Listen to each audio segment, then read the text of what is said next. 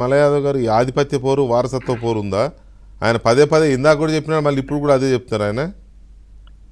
ఏదో సినిమాలో పర్చూరు గోపాలకృష్ణ గారు అంటారు, అయితే ఇట్లా వాడుకుందాం లేకపోతే అట్లా వాడుకుందాం అని. ఇవాళ మామూలుగా ఏది మాట్లాడినా గానీ ఇంకో రకంగా దాన్ని డీవియేట్ చేసి చెప్పడం అనేది బీజేపీ నాయకులకి కాంగ్రెస్ నాయకులకు అలవాటు అయిపోయింది. దానికి మేమేం చేయలేము.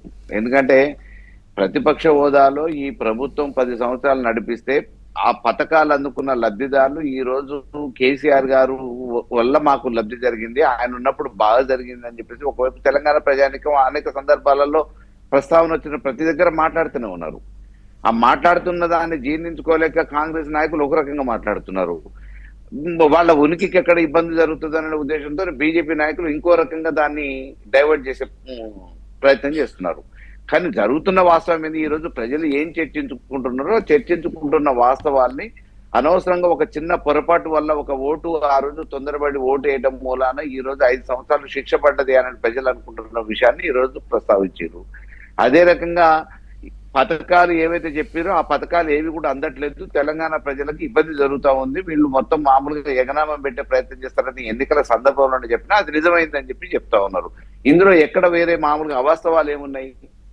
ఆ రోజు ఇచ్చిన హామీలు ఏవి కూడా 100 రోజులలో పూర్తి చేస్తానని చేయలేదు. 100 రోజుల తర్వాత దశల వారీగా దఫాల వారీగా వాయిదా వేసుకుంటూ వచ్చినాయి, కాలేదు.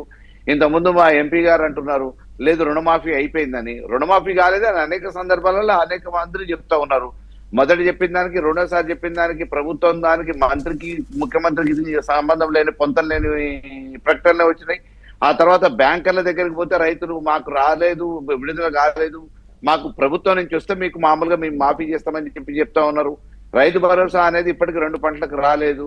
26వ తారీఖు వేస్తామని చెప్పి 26వ తారీఖు హాలిడే ఉంది, మిడ్ నైట్ వస్తుంది అని చెప్పి మళ్ళీ తెల్లారి పైలట్ గ్రామాలు అని చెప్పి అది కూడా కాకుండా 31వ తారీఖు అని వాయిదా వేసారు. ఇవన్నీ వాస్తవాలే కదా. ఈ జరుగుతున్న దాని మీద చర్చ జరుగుతున్న దాన్ని మేము ఈరోజు మా నాయకుడు మాట్లాడిండు.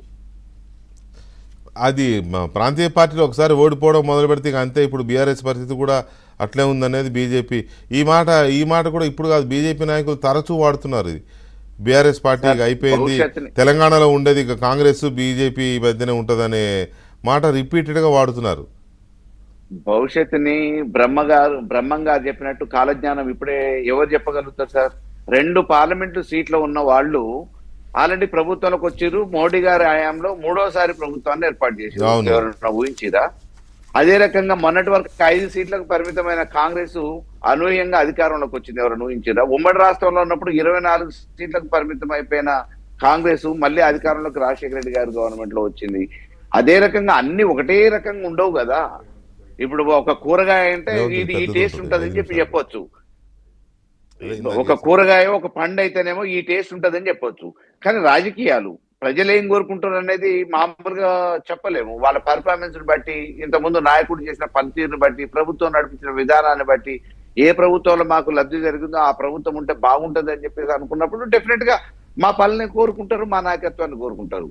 ఏదేమైనా మామూలుగా కమ్యూనిస్టులు అధికారంలోకే రాలేదు, అంత మాత్రాన మామూలుగా మేము ఉద్యమాలు చేస్తూనే ఉంటాం, ప్రభుత్వాలు ఉంటూనే ఉంటాం, గెలుపోవటంలో మేము ఉపయోగపడతామని చెప్పి చెప్తా ఉంటారు.